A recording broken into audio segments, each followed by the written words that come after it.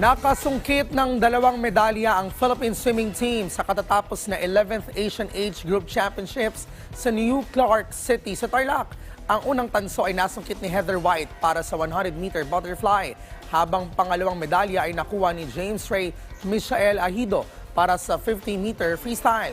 Si Daryl Oclare sa detalye. Rise and shine, Daryl.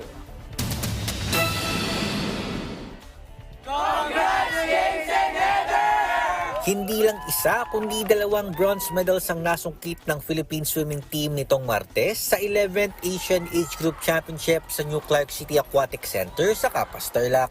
Buwan naman nung tanso ang nakuha ni Heather White para sa girls 15 to 17 100-meter butterfly na kanyang tinapo sa loob ng 1 minute at 3.09 seconds na sapat para sa ikatlong pwesto. Sa naging panayam ng PTV Sports kay White, sinabi niya na masaya siyang makapagbigay ng karangalan sa Pilipinas lalo na't dito sa bansa isinagawa ang Asian Aquatics Meet.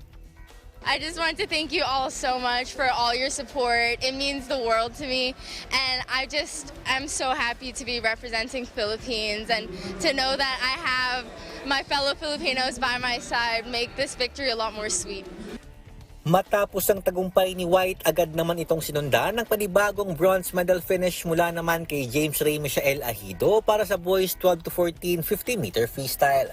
Dito nakapagtala si Ahido ng kabuuang oras na 24.34 seconds na panibagong national junior record.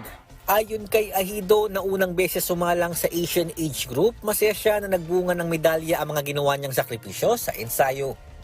Very happy po na nakakuha medal and I got my best time naman. Very happy po na nag-pay off po yung mga hard training ko po. Pagising ng umaga, sa hapon, mga training po. Patunay ang tagumpay ngayong araw na kayang makipagsabayan ng ating mga Pinoy tankers sa mga pinakamahusay na swimmers sa buong Asia.